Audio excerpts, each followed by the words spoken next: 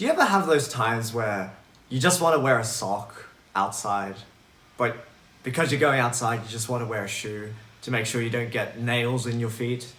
¿Por qué no los dos? Oh!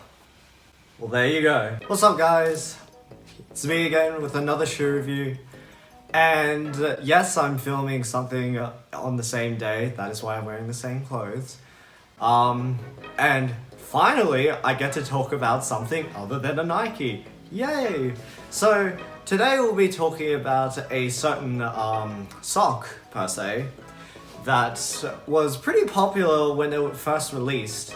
But ever since, the price on those shoes have just kind of dwindled, and honestly the hype around, I would say, the NMD line in general has just kind of dwindled to nothing, to be honest. So actually this ended up being a great thing because I ended up picking up this shoe for a really decent price. And without further ado, we are going to talk about the Adidas City Sock 2 in what people are dubbing the Ronin colorway. Does look a bit samurai-ish, but I don't know why they call it the Ronin, but we just go along with these nicknames as they come along, so yeah. So why don't we start off with the box. This one is black and for once doesn't have a Nike check on it. So we've actually got the 3 stripes embossed on the top and it runs along to the side and to the front. And this black box is pretty standard for most NMDs that come out these days. And if we take a look inside, we've just got this standard wrapping paper with the Adidas logo printed on it very faintly. And the shoes were stuffed with simple cardboard inserts. And what was really strange was the store I bought it from, I think they mixed up some of the cardboard inserts because this one comes from a Jordan shoe, apparently. So, enough with that guff. And if we go to the side, we will find the label reads NMD-CS2 PK. And I'm assuming the PK is prime knit, the material they like to use on a lot of their sock shoes. And in terms of the retail price, I bought these in Hong Kong, so I'm not going to say anything because I'm not too sure, but I'll just put it in an overlay here with all the conversions. But I bought it below the retail price, the recommended retail price, which in my opinion was a win, even though I think the value of the shoe has gone down further ever since. But that's neither here or there. The shoes are in my hand now. This time I'm going to put the box here. Don't want to throw it because last time everything just fell out the box. So with the box out of the way, let's get into the shoes. And here we've got the NMD CS2 PK in the Ronin colorway. So Ronin's supposed to be like this, like a lone samurai with no master or something like that. And I guess this has a kind of samurai vibe to it. Not from Japan, so I don't know much about it. I'm gonna stop talking about this. What the heck am I saying? Let's just continue on with the shoe. So here it is, one of the sock shoes that Adidas has put out in recent times. This is actually the sequel to the CS1. I'll put a picture of the CS1 wherever, but I would say in terms of the overall shape and everything, I'd say the CS2 is a better shoe.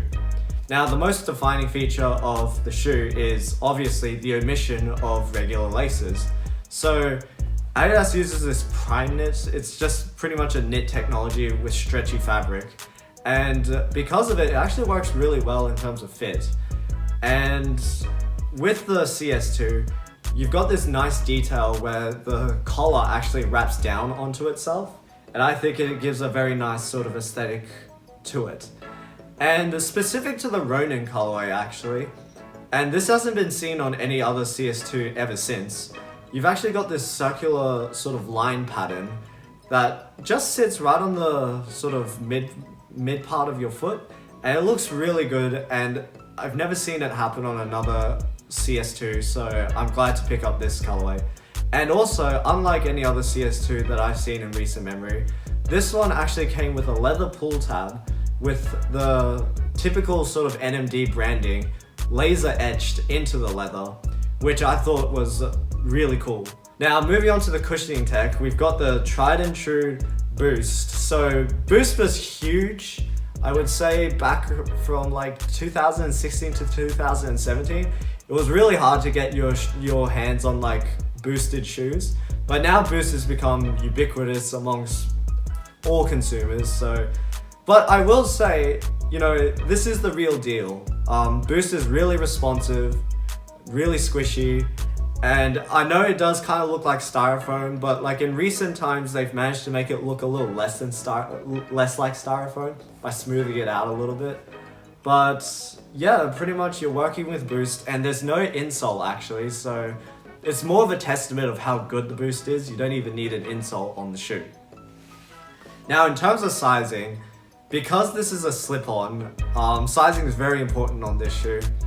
I would say that this shoe fits true to size.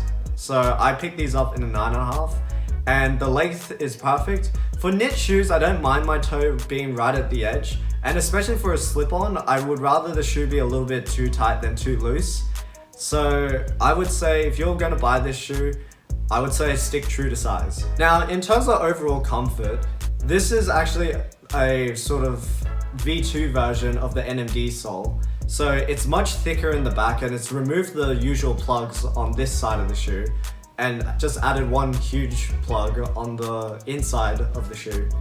And it's really good. You can really feel the squish. I will say this plug, because my foot's a little bit flat, kind of digs into the arch of my foot, but it's more of an annoyance rather than discomfort because I can actually wear this shoe all day, no problem. The upper though is amazing in my opinion. Because of this stretchy sort of knit material, it really forms to your foot, wraps around very nicely, super flexible, quite breathable as well.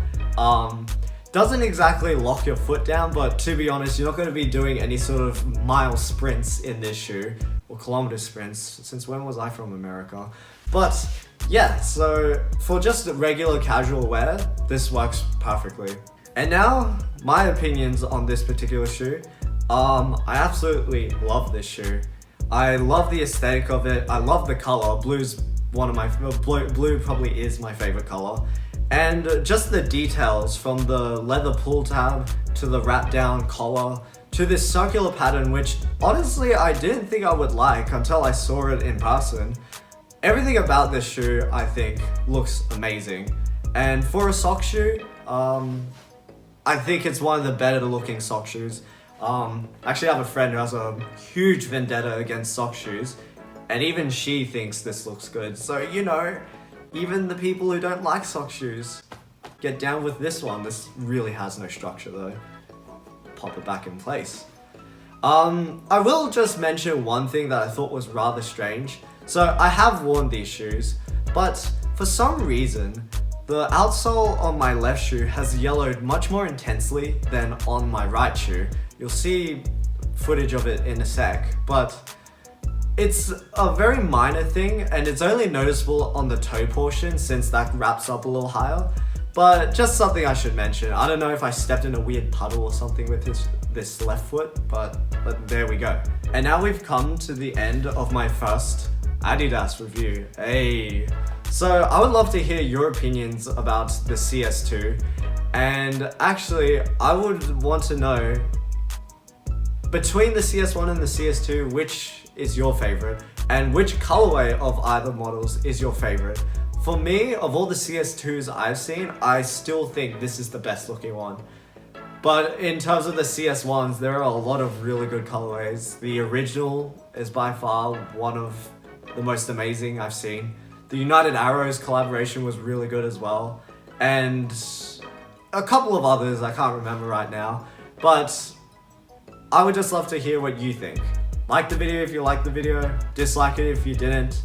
And now for the on-feet portion, where you get to see my foot in all its like shape and glory because of the wraparound feature. Oh, they're gonna see how my foot looks. Yuck.